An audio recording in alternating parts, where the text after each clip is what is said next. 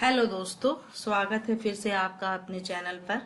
और मैं गुजाला परवीन आपके साथ शुरू करने जा रही हूँ आधुनिक भारत से बहुत ही इम्पोर्टेंट टॉपिक, जो कि परीक्षा के दृष्टिकोण से अति महत्वपूर्ण है। और इनमें से प्रश्न आते ही आते हैं, चाहे वो किसी भी कंपटीशन से रिलेटेड हो या फिर किसी इतिहास सब्जेक्ट से ही क्यों ना हो। इस चैप्टर से आपको प्रश्न पूछे ही जाएंगे। और वो टॉपिक है सामाजिक, धार्मिक एवं सांस्कृतिक सुधार आंदोलन। आइए शुरू करते हैं। जब हम भारत की प्रति जब बात करते हैं, जब यहाँ ब्रिटिश हुकूमत थी, ब्रिटिश शासन था, उस समय भारत में जो है सामाजिक बहुत सारी कुरीतियां विद्यमान थी। स्त्रियों की स्थिति बहुत ही भयावह थी। तो इन सब को देखते हुए आजादी को पा लेना बहुत ही कठिन कार्य था। तो हमारे बीच जो उस वक्त मौजूद थे शिक्षित लोगों में से, उनमें राजा राम मोहन राय का नाम सर्व प्रमुख रूप से लिया जाता है। और ये प्रथम व्यक्ति थे जिन्हें ये एहसास हुआ कि भारतीयों में सबसे बड़ी बुराई है अशिक्षा, और नारियों की स्थिति को भयावह बनाना ये सारी भारतीयों की सबसे बड़ी कमजोरी है। तो इन सबको दूर करने की चेष्टा उन्होंने प्रारंभ की, और इन्हें ही राजा राम मोहन राय को ही भारतीय पुनर्जागरण का जनक कहा जाता है, अग्रदूत कहा जाता है।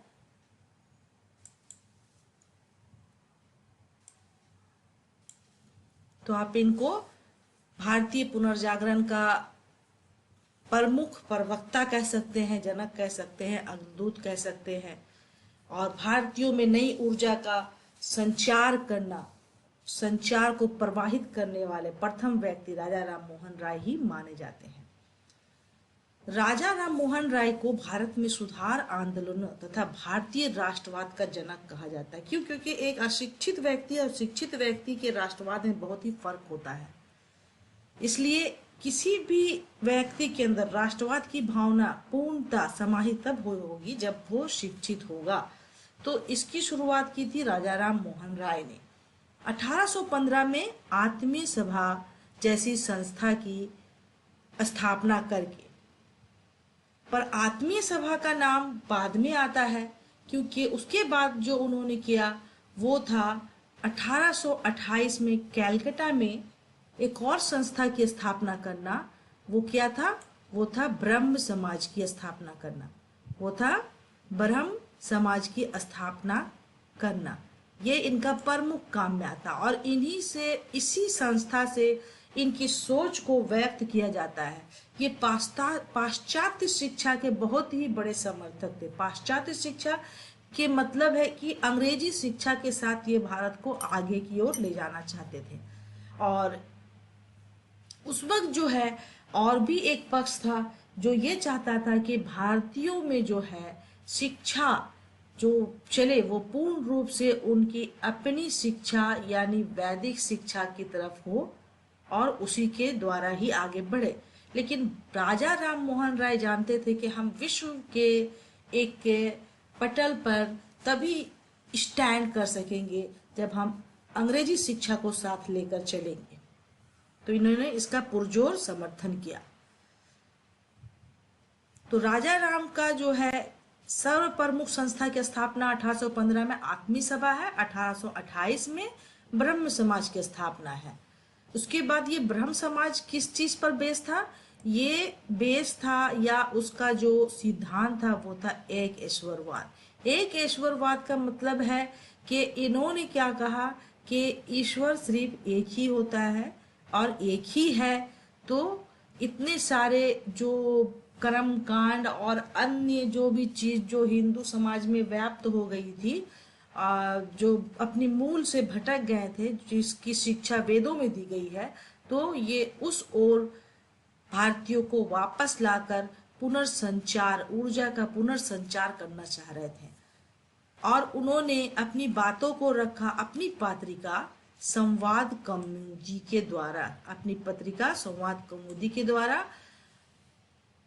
जो बांग्ला भाषा में थी।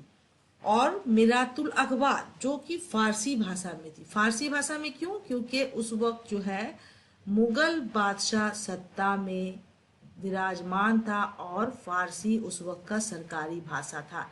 इस वजह से उस वक्त के लोग ज़्यादातर फारसी, अरबी और हिंदी ये सब भाषाओं के अच्छे ज्ञाता होते थे। तो उन्हीं में से राजा राम मोहन राय भी एक थे। 1815 में एक ईश्वरवादी मत के प्रचार हेतु राजा राम मोहन राय ने क्या किया था? मैंने पहले ही बताया कि उन्होंने आत्मीय सभा की स्थापना की थी। किस संस्था की? आत्मीय सभा उस संस्था का नाम था।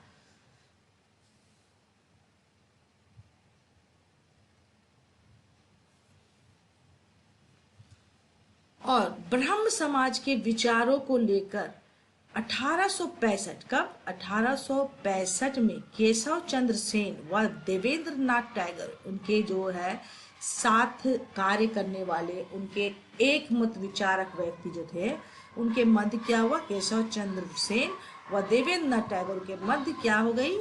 विवाद हो गया, विचारों का विवाद। परिणाम स्वरूप केशव चंद्र सेन मूल रूप से क्या हो गए? मूल ब्रह्म समाज से अलग हो गए और 1866 में 65 में ये विवाद हुआ और 66 में किसने? केशव चंद्र सेन ने क्या किया? आदि ब्रह्म समाज की स्थापना की। यही बाद में भारतीय ब्रह्म समाज कहलाया। क्या कहलाया? भारतीय ब्रह्म समाज कहलाया। आदि ब्रह्म समाज की स्थापना किसने की थी? केशव चंद्र ने। किस वजह से? देवेंद्र नाथ टैगोर के साथ वैचारिक मतभेद के कारण वे उनसे अलग हो गए और 1866 में 1866 में आदि ब्रह्म समाज की स्थापना की और वो आगे चलकर कहलाया भारतीय ब्रह्म समाज। राजा राम मोहन राय को राजा की उपाधि किसने दी थी? राजा राम मोहन राय को राजा की उपाधि मुगल बादशाह अकबर द्वितीय ने दी थी। मुगल बादशाह अकबर द्वितीय ने। इन्हीं के रिक्वेस्ट पर राजा राम मोहन राय कहाँ गए थे? इंग्लैंड गए थे। क्या करने? इनका मुगल बादशाह अकबर द्वितीय का पेंशन फिर से रिवाइज करवाने की गुजारिश करने के लिए गए थे। ठीक है, ये जितने भी पॉइंट्स दोस्तों हम डील कर रहे हैं ये सारे एग्जाम की दृष्टि से महत्वपूर्ण है। ये आ चुके हैं और आते रहते हैं। ये रिपीटेड क्वेश्चन है। अच्छा, राजा राम मोहन राय के बारे में ये जानना जरूरी है कि राजा राम मोहन राय की समाधि कहाँ बनी, यानी उनकी समाधि कहाँ है। उनकी मृत्यु हुई थी इंग्लैंड में और उस वक्त पॉसिबल नहीं हुआ कि उनके शव को भारत लाया जा सके, तो वो वहीं पर उनके जो है समाधि बनाई गई। अब ये है प्रश्न उठता है कि उनकी समाधि तो बनाई गई क्यों? क्योंकि वो थे एक हिंदू और उनकी समाधि बनी। उनको ब्यूरेट किया गया था, उनको दफनाया गया था। वजह था कि उस वक्त के नियमों के अनुसार इंग्लैंड में दाह संस्कार की व्यवस्था नहीं थी, इसलिए उनको दफनाया गया था वहां पर। इसलिए उनकी समाधि वहां है। नेक्स्ट है कि तत्वबोधिनी सभा नेटिव मैरिज अधिनियम। नेटिव मैरिज अधिनियम यानी कि कब पारित हुआ और इसमें किसने महत्वपूर्ण भूमिका निभाई? नेटिव मैरिज अधिनियम दोस्तों ये 1872 में पारित हुआ और इसके लिए महत्वपूर्ण भूमिका निभाए थे कौन? केशव चंद्र सेन। कौन निभाए थे? केशव चंद्र सेन। नेटिव मैरिज अधिनियम 1839 तत्वबोधिनी सभा, इसकी स्थापना किसके द्वारा की गई थी? देवेंद्र नाथ टैगोर। ये देवेंद्र नाथ टैगोर का नाम, तत्वबोधिनी सभा और उससे रिलेटेड उसकी स्थापना के डेट सभी जो है इंपॉर्टेंट है। नेक्स्ट देखते हैं 1875 आर्य समाज की स्थापना। 1875 ये है आर्य समाज की स्थापना। किसके द्वारा की गई। अभी हम लोग बात कर रहे थे ब्रह्म समाज की, ठीक है, जिसने क्या किया, एक राष्ट्रवाद का नया ऊर्जा का संचार किया। किसके द्वारा किया गया, राजा राम मोहन राय के द्वारा किया गया। 1815 में शुरुआत हुई आत्मीय सभा से, और वो कहाँ पर, ये 1828 में ब्रह्म समाज से पूर्णता सामने आया। लेकिन अब बात आती है कि आर्य समाज की स्थापना किसने की और कब की गई। तो आर्य समाज की स्थापना स्वामी दयानंद सरस्वती के द्वारा कब की गई, 1875 में। स्वामी दयानंद सरस्वती के द्वारा 1875 में की गई, ठीक है।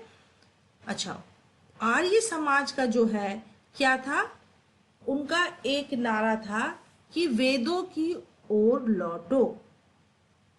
विवेकानंद जो है भारत को अपने भारतीय होने पर गर्व करना सिखाए, ये इनकी सबसे बड़ी देन है।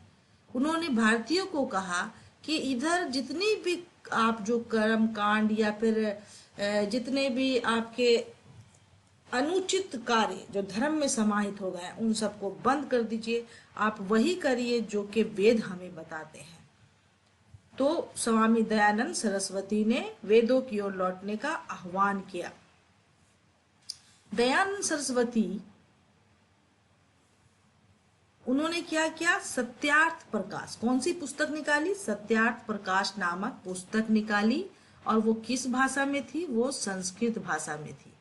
दयानंद सरस्वती ने सत्यार्थ प्रकाश पुस्तक निकाली और वो किस भाषा में थी, संस्कृत भाषा में, ठीक है। नेक्स्ट आगे बढ़ते हैं।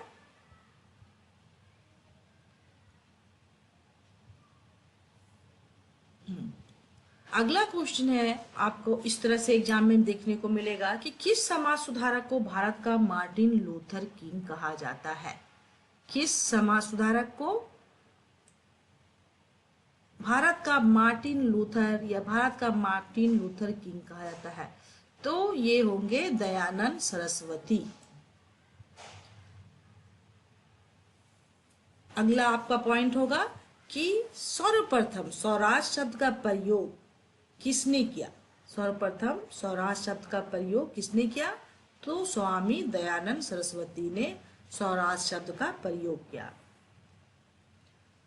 किस बंगाली नेता ने सती प्रथा का समर्थन किया था। अब देखिए यहाँ पर जो है ब्रह्म समाज की स्थापना में सबसे बड़ी आवाज उठी थी कि सती प्रथा पे रोक लगाया जाए, लेकिन उनके विपक्ष में कौन खड़ा हुआ था। जब भी क्वेश्चन आए कि राजा राम मोहन राय से के विपक्ष में कौन था, या उनके विचारों के विपक्ष में कौन था, या उनकी सती प्रथा पर रोक लगाने के जो वो चाह रहे थे, इस विचार को समर्थन किसने दिया, तो उसमें नाम आएगा बंगाली नेता राधाकांत देव। किसका नाम आएगा, राधाकांत देव का नाम आएगा।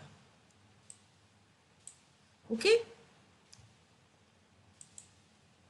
नेक्स्ट को डील करते हैं कि 1867 में केशव चंद्र सेन, 1867 में केशव चंद्र सेन की प्रेरणा से महाराष्ट्र में प्रार्थना समाज की स्थापना किसके द्वारा की गई थी। सवाल यहाँ कई बनते हैं कि प्रार्थना समाज की स्थापना कब हुई, 1867, और किसकी प्रेरणा से हुई, केशव चंद्र सेन की प्रेरणा से। और किस व्यक्ति ने प्रार्थना समाज की स्थापना की, तो वो थे आत्माराम पांडुरंग।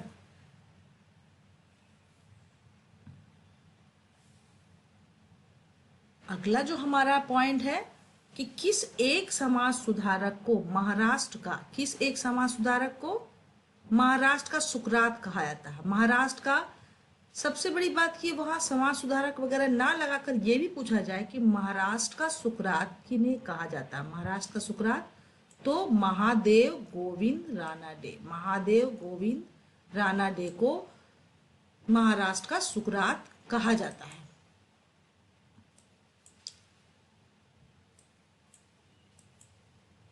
नेक्स्ट पॉइंट है कि वर्ष 1897 में विवेकानंद द्वारा रामकृष्ण मिशन की स्थापना, रामकृष्ण मिशन की स्थापना की गई थी। कहाँ की गई थी, कैलकाटा में। अब यहाँ पर दो तीन बातें क्लियर होती है। रामकृष्ण मिशन की स्थापना कब की गई? 1897। किनके द्वारा? विवेकानंद के द्वारा। और कहाँ की गई? कैलकाटा में। ये आपको बता तो रहा, दिख तो रहा है कि एक ही पॉइंट को क्लियर करा, लेकिन जब देखिए तो यहाँ पर 3-4 पॉइंट क्लियर हो रहे हैं। स्थापना का डेट, स्थापना करने वाले व्यक्ति और स्थापना की जगह।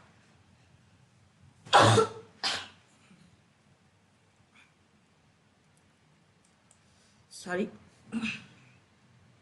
मौसम की वजह से कुछ बदलाव फिजिकली महसूस हो रहे दोस्त। परीक्षा आपकी भी है, परीक्षा मेरी भी है। कुछ जरूरी कुछ पॉइंट्स है जिसको मैं डील कर देती हूँ। नेक्स्ट है कि स्वामी विवेकानंद ने विश्व धर्म संसद में कब भाग लिया?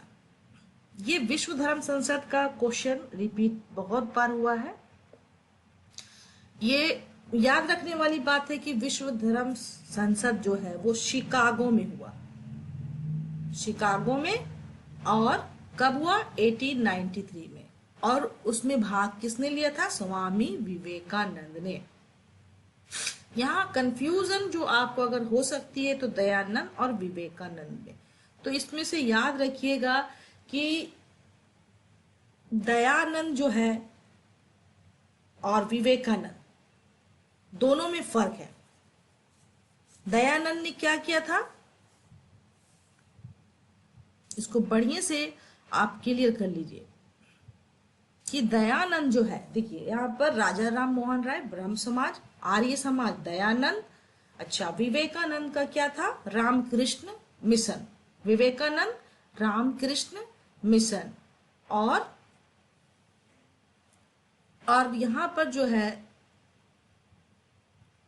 विवेकानंद के बारे में है कि उन्होंने रामकृष्ण मिशन की स्थापना की, धर्म संसद में भाग लिया, ठीक है। और सिस्टर निवेदिता कौन थी? सिस्टर निवेदिता विवेकानंद की शिष्या थी। उन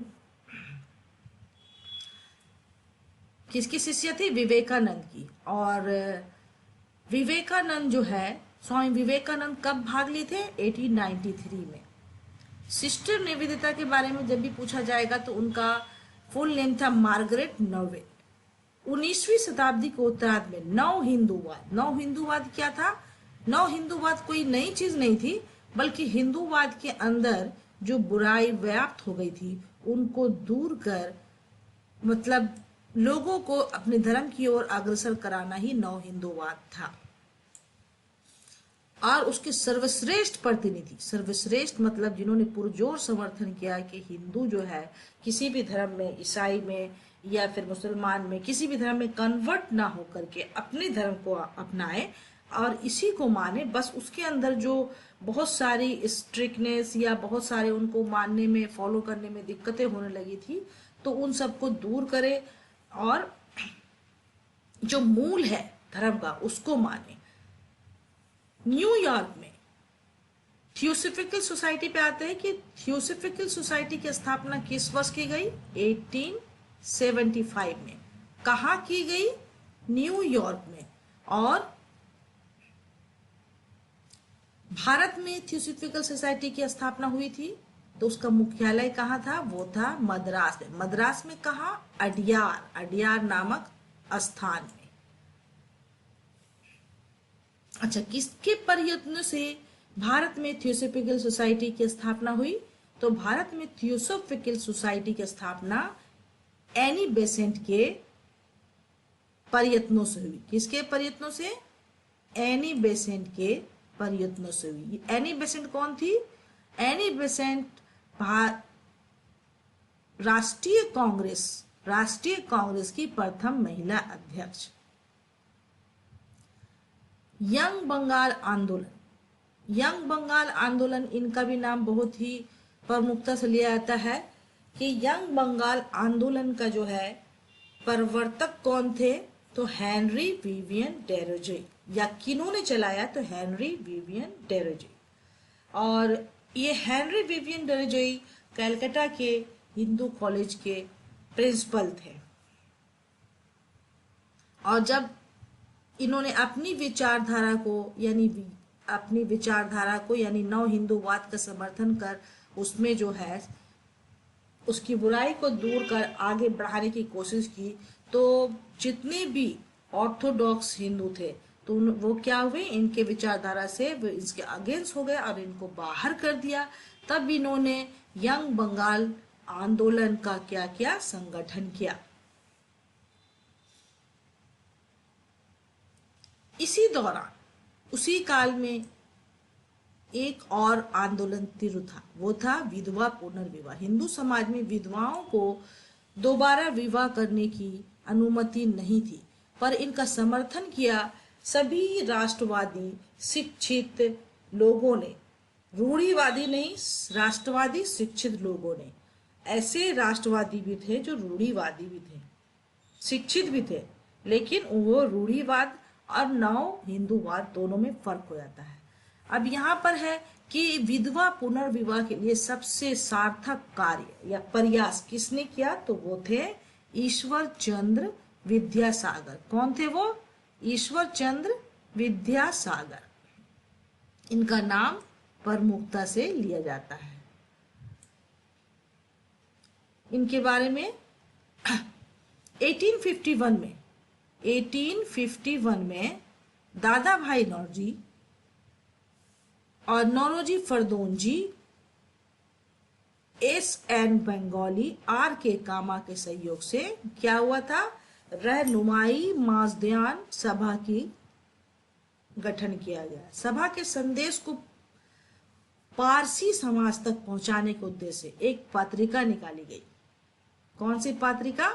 रस्तगुफ्तार। इसका नाम भी आता रहता है कि रस्तगुफ्तार पत्रिका का संपादन किसने किया, तो इसमें दादा भाई नौरोजी का नाम आएगा।